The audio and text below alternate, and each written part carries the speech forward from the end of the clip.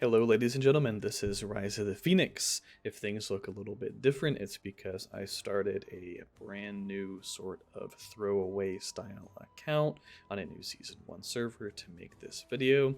I picked Rune or Run, however you say it, because I figured I would not be taking a slot from a real player. Unfortunately, this faction is the least played faction and almost never full. But anyway, this video I'm going to share my opinions on the best purchases that you can make if you're playing Rise to War on a budget. I won't sit here and lie to you. There is definitely some amount of pay to win present in this game, but one thing that makes this game a lot better than competitors that I've played is that it's not completely pay to win.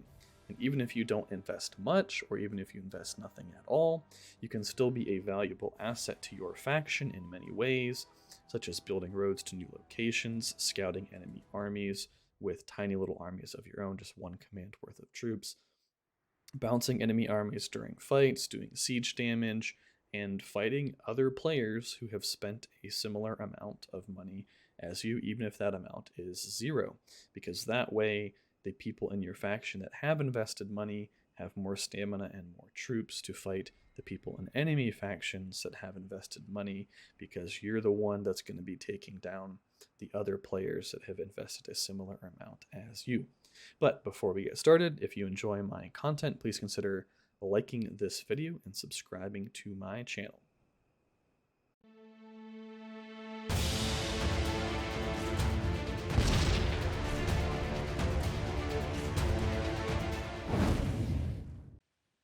Welcome back, everyone. This list is going to be in order of what I would consider to be the highest priority to the lowest priority. Keep in mind that these are just my opinions. If you choose to spend any amount of money on this game, at the end of the day, it is your money, and you should spend it in a way that makes you happy. First up, we have the $1 commander. So for the low price of $1, you get a tier 2 commander. It is Kamul for the evil factions and Aragorn II for the good factions. Additionally, you get 200 gems, which if you look at the price of gems, $1 is 200 gems. So in some sort of twisted logic that people do, when they're marketing these sorts of things, it makes you think, oh, hey, I basically just get a free tier 2 commander. All these little things they do to help people justify spending money. But the important thing about this commander is that more commanders in this game is pretty much always better. I mean, there is some sort of upper limit, like once you've hit a dozen commanders or something, that's just kind of too many for any reasonable player to constantly use unless you're playing the game 24/7. But extra commanders are extremely valuable, especially if you're playing on a budget, because every extra commander means you have more guys with stamina that can go build paths to new locations, more guys that are able to go out and gather resources, sweep mobs, etc., etc. And importantly, in the case of Kamul and Aragorn II, they are tier 2 commanders that are actually quite powerful. They're not the best commanders in the game by any means, but they will certainly hold their own against most of the commanders in this game. These are not your run-of-the-mill Grishnaks of the world. These guys will allow you to compete in PvP against most players. Next up, we have this absolute beauty right here. You can buy it, I believe, once per season. I'm pretty darn sure I bought it in Season 1 on my Evil account and also Season 2 on my Evil account. This is the 10 coin deal for $2. It is quite an incredible amount of value when you break down the math. Under normal circumstances, you can trade 400 gems for one of these coins.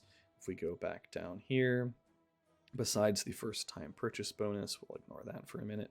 If you were to buy 400 gems, that is 2 purchases of $1, aka $2.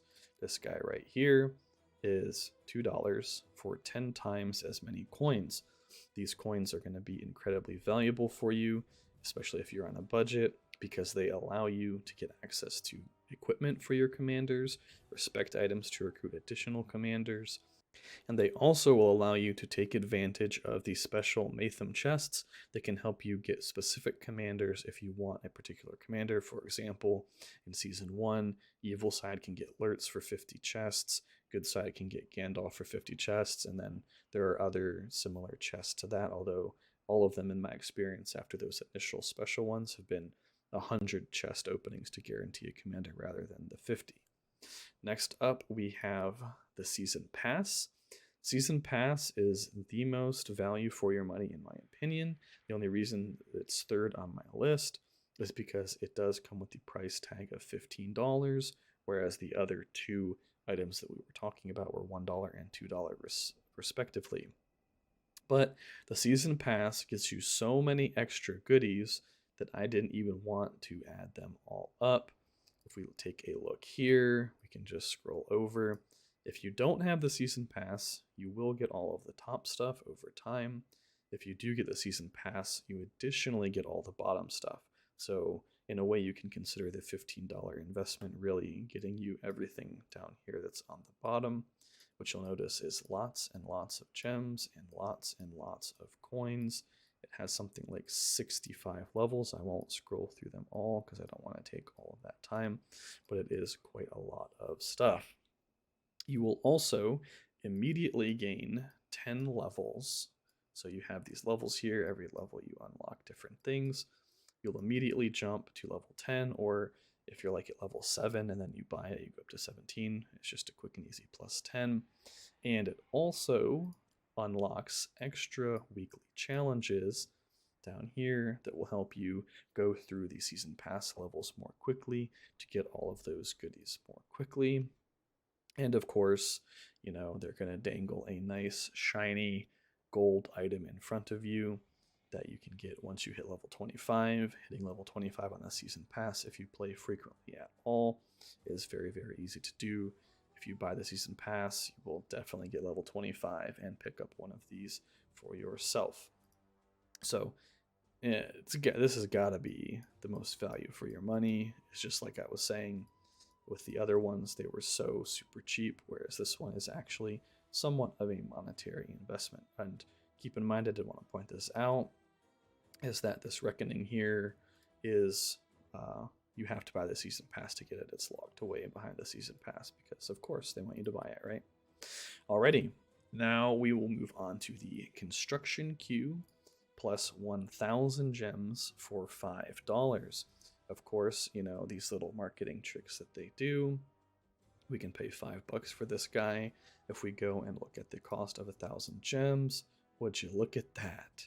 Who would have thunk it? The 1,000 gems is $5. So, sort of in their twisted marketing logic, you're just getting this 5 extra building queue for that $5. And then you're just getting the gems for free. I feel like I kind of bungled the wording on that, but I think you understand what I'm talking about.